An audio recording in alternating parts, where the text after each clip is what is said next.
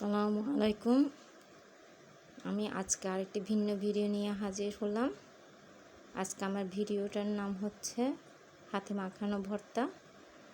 আর আগের থেকে বলে দিচ্ছি, কারো মুখে পানি আসলে কিন্তু আমার কোনো দোষ নেই। আসলে এই ধরনের ভর্তা তৈরি করতে কিন্তু সবার মুখে পানি চলে আসে। আর এটা হচ্ছে বিলম্বু, আর এটা আমার গাছেরই ফল। আর ছোটোবেলায় এই ফলটাকে কতই না লবণ মরিচ দিয়ে খেয়েছি। যদিও এই ফলটা খেতে একটু টক, তবুও খেতে ভালো লাগে। এবং এই ফলটা কিন্তু বিভিন্নভাবে রান্না করাও যায়। এগুলো হচ্ছে কাঁচা মরিচ, দেখতে পাচ্ছেন। এটা হচ্ছে জাম্বুরা, পেয়ারা কেটে নিয়েছি। এগুলো পেয়ারা, এরই মাঝে ধনিয়া পাতাটাও দিয়ে দিলাম। আসলে ভর্তাটা এমন একটা জিনিস, যখনই মাখতে যাই মুখে কিন্তু পানি চলে আসে। তাই আগের থেকেই বলে দিয়েছি, কারণ মুখে পানি চলে আসলে আসলে করার কিছুই নেই।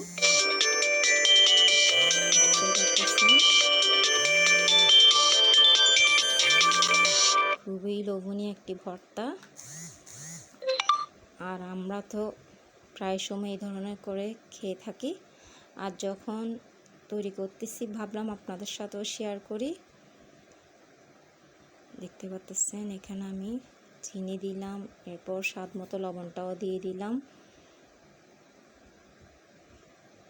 কি আর বলবো, নিজে তৈরি করতে গিয়ে কিন্তু নিজের মুখেই পানিটা চলে আসতেছে।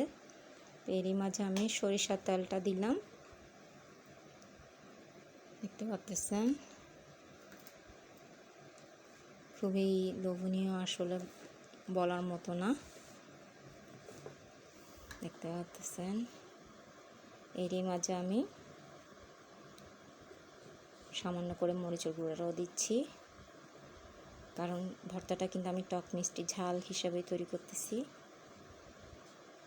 আর শুধুমাত্র নর্মালভাবে তৈরি করলে কিন্তু আসলে আমার বাচ্চারা খেতে চাইবে না, আর নিজেরও ভালো লাগবে না। একটু ভর্তা জিনিসটা একটু ঝাল ঝাল না হলেও কিন্তু খেতে ভালো লাগে না। দেখতে পাচ্ছেন, হাতের সাহায্যে মেখে নিচ্ছি। অনেকে মনে করতে পারেন যে চামচ দ্বারা তৈরি করলাম না কেন, হাতে কেন মেখে নিলাম। আসলে হাতে মাখানো জিনিসের মধ্যে কিন্তু স্বাদ আলাদা। আমরা যদি হাত দিয়ে ভাত খেতে পারি, তাহলে হাত দিয়ে মাখানোটা আসলে কোনো ব্যাপার না। আর হাতে মাখানো জিনিসের মধ্যে মনে হয়, যেটা আমার মনে হয়, একটা আল্লাহর রহমত থাকে। ওই জিনিসটা কিন্তু সাধারণভাবে তৈরি করলেও অনেক স্বাদ হয়ে থাকে। তাই চেষ্টা করি হাতে মাখানো মাঝে মধ্যে কোনো জিনিস তৈরি করতে। এমনকি রান্নায় যে ভর্তাটা তৈরি করে নিলাম, এইভাবেই। আশা করি আপনাদেরও ভালো লাগবে। অবশ্যই এভাবে একবার হলে তৈরি করে দেখবেন। তো দেখার জন্য সবাইকে ধন্যবাদ।